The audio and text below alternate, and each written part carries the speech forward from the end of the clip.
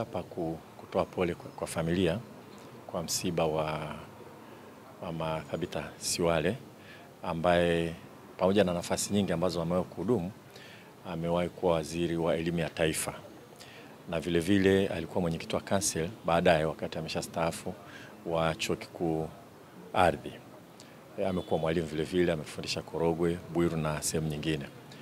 Kwa tulivyosikia vile, kwa kweli tuliona na sisi tujiunge na familia hapa. Waelewe kwamba mchango wake aliofanya kwa taifa na sisi wizarani tunaukumbuka.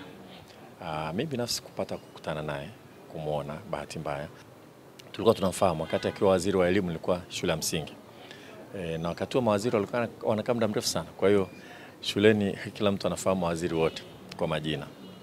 Alikuwa jina maarufu sana kwa sababu zaidi ya kuwa waziri wa elimu alikuwa vile vile waziri wa ardhi na akaendelea kuwa mbunge kwa muda mrefu. Kwa hiyo tumekuja kutoa pole, kuungana nao, kujua ratiba, tuone namna ya kufanya kuungana nao katika kumwaga. Ni jambo la kujivunia kwamba Mama Siwale alikuwa ni waziri wa elimu ya taifa, wakati huo inaitwa Wizara ya Elimu ya Taifa, ambaye alikuwa anafanya shughuli zote za elimu zilizoko TAMISEMI sasa hivi na nyingine zote kwa ujumla wake, na alikuwa ni mwanamke wa kwanza kushika hii wizara. Ni jambo la kujivunia, ameacha historia na kazi ambayo ameifanya vile vile.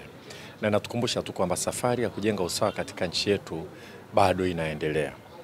Bado ni ndefu, lakini tumepiga hatua. Hivyo tulikuwa na yeye kama waziri mwanamke, lakini tumeona wengine kina Mheshimiwa Sita, Ndalichako, mawaziri wanawake, na idadi ya wanawake ambao wanashika nafasi za juu zimeongezeka, na sasa hivi tumefika hata Rais wa Jamhuri ya Muungano wa Tanzania vile vile ni mwanamke.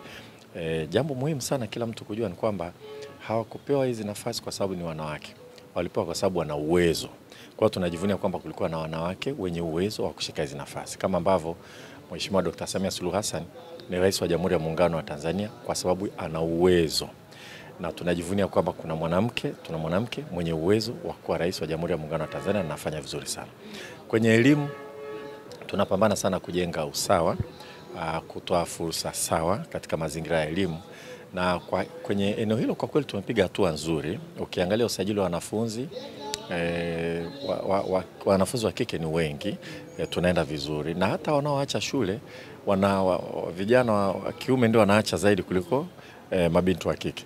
Lakini yapo maeneo bado tunahitaji kufanya kazi zaidi. Tunahitaji kuwa na wahadhiri wengi zaidi vyuo vikuu wa kike. Kwa mfano, kuna maeneo hasa sayansi, teknolojia na tehama inabidi tuwe na wengi zaidi wa kike, kwa sababu unapokuwa na mwanamke ambaye ameshika nafasi fulani anakuwa role model kwa mabinti, wanakuwa na moyo kwamba wanaweza kufikia huko. Hivi sasa hivi tuna rais wa kike.